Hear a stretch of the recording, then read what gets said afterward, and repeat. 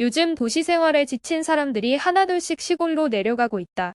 서울 근교나 지방 소도시들은 인구 감소 문제 해결을 위해 귀농 귀촌 정책을 적극 추진하며 각 지자체마다 지원센터도 운영되고 있다. 또한 이러한 분위기 속에서 언론에서도 앞다투어 귀농인들의 성공 사례를 보도하고 있다. 하지만 실제로는 실패하여 빚더미에 앉거나 이혼 위기에 놓인 경우도 적지 않다. 그렇다면 어떻게 해야 현명하게 귀농할 수 있을까? 실제 농촌진흥청 조사 결과 농업인 4명 중 1명은 농사일을 그만둔 적이 있다고 답했다. 그렇다면 왜 수많은 농민들이 현실과의 괴리감을 극복하지 못하고 영농을 포기했던 것일까? 그것은 우리나라 전체 산업구조상 농산업 비중이 워낙 낮다 보니 일자리 창출 효과가 미미하다는 것이다. 모든 일이 그러하듯 사전조사 없이 무작정 시작한다면 실패할 확률이 매우 높다. 농업경영체 등록정보 DB 자료를 활용하여 농촌지역으로의 이주 후 5년 이내 및 10년 이내 경영주 연령대별 농가 소득 변화 분석 결과를 제시하였다. 먼저 자료 분석 결과를 요약하면 첫째, 영농기간 변화율 측면에서 보면 평균 4, 5년차 때 소득이 정점을 이루다가 이후 감소하는 경향을 보였다. 둘째, 재배작물 변화율 측면에서도 유사한 패턴을 보였는데 초기 3년간 증가하다 이후 감소하는 경향을 보였다. 셋째, 농해소득 변화율 측면에서는 초기에 급격히 증가하였다가 점차 감소하는 경향을 보였다. 넷째, 가구 원수 변화율 측면에서는 0, 1명일 때 급격한 감소세를 보이다가 2, 3명일 때 증가세를 보이는 현상을 보였다. 다섯째, 총자산 변화율 측면에서는 모든 기간 동안 비슷한 양상을 보였으며 부채 비율 변화율 측면에서는 상대적으로 낮은 수준을 유지하며 일정한 값을 유지하였다. 구체적으로 살펴보면 다음과 같다. 먼저 가족 구성원 모두가 동의해야 한다.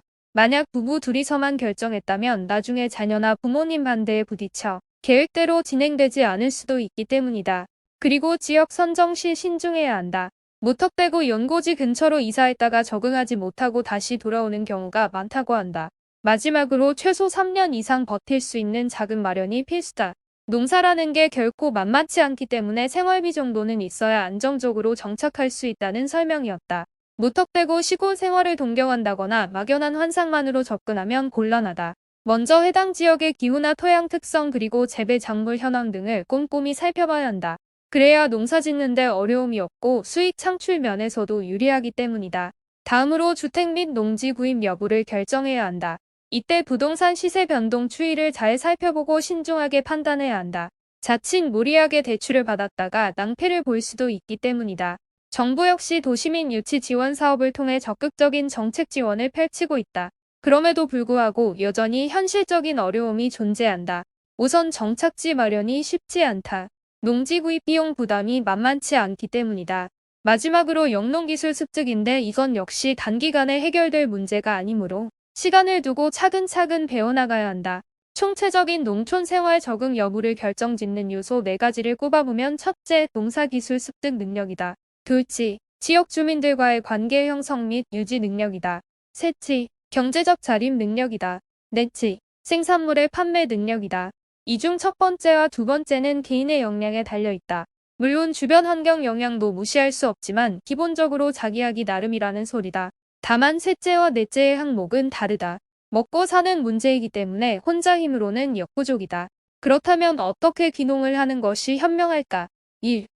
나의 투자 자산에 손실이 없는 자산 관리를 겸한 귀농 귀촌은 없을까? 2. 농업기술과 관리를 원스톱으로 해주는 곳은 없을까? 3. 경제적인 자립을 위하여 안정된 월소득이 보장되는 생산 시스템은 없을까? 4. 생산과 유통, 판매를 대신해 주는 곳은 없을까? 이러한 고민을 해소하는 귀농귀촌 시스템이 곧 탄생될 기지개를 켜고 있다는 소식이다.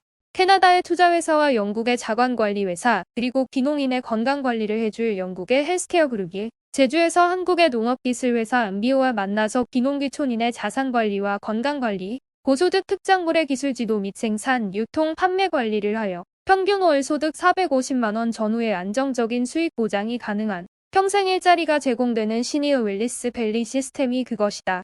2023년 4월에 착공하는 제주 에어렛 스마트팜은 전자동 시스템을 도입하고 56세대의 회원을 모집하여 조합형으로 운영되며 공동관리인과 외국 노동자를 두어 회원의 여유로운 전원 생활에 필요한 휴양의 시간을 제공할 것이다. 또한 육체적인 건강관리와 정신적인 건강관리 및 개인의 휴양에 필요한 문화관광, 레저 스포츠 등 다양한 서비스가 제공될 것이다.